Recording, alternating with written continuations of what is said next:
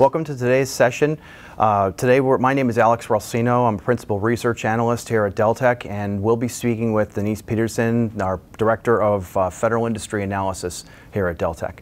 So Deniece, the first question we have for you is about the FY15 budget outlook. What does that look like, considering agencies have had several years of uncertainty? We finally have some stability for FY14 and 15. Well, if I had to summarize the budget, I would categorize it as kind of conservative, moderate, but it could have been worse. So budgets are definitely in decline. That's kind of the new reality right now. But, you know, there's definitely pockets of opportunity there. For fiscal year 2013, we saw contract addressable spending in the high 600 billions. For FY14, that's coming down to 669 billion. Now compare that with fiscal year 2015, which is at about 608 billion. So that's a considerable drop. So that's kind of the new budget reality right now. But there's still opportunity there for contractors that are willing to work a little harder to get at that. I would also characterize it as kind of a Robin Hood budget. Kind of agencies have to look at stealing from the big rich programs in order to fund some of the smaller but high priority programs, many of those which are vehicles for innovation. So I think it's an environment of establishing new baselines, reprioritizing, and really figuring out how to function within this new budget reality. Given that reality, which market segments do you think are going to see the most growth and which are really going to take the hardest hits? Well, yeah, starting with kind of the more positive news, one of the few segments that are actually showing growth is medical services. So products and services to support the delivery of healthcare, information technology and things like that to help support that delivery of healthcare.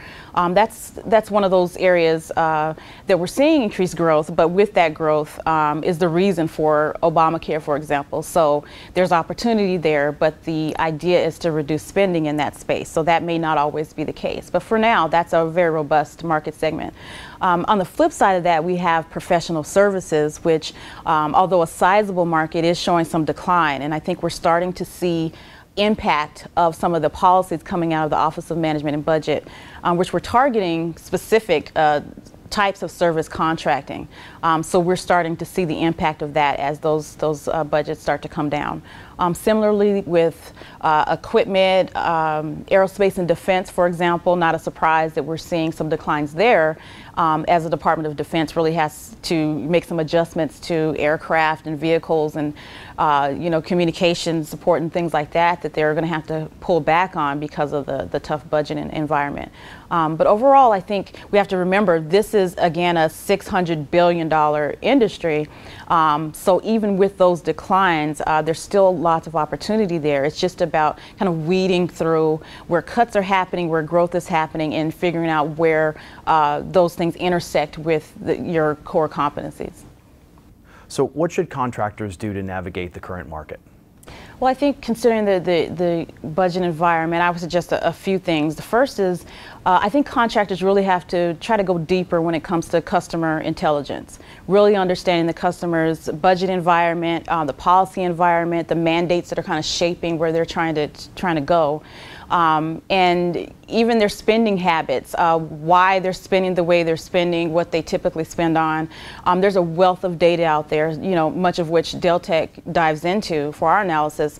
But there's a lot of information there that really has to come back to the core question of what does success mean for your customer agencies and really figuring out what that means for them.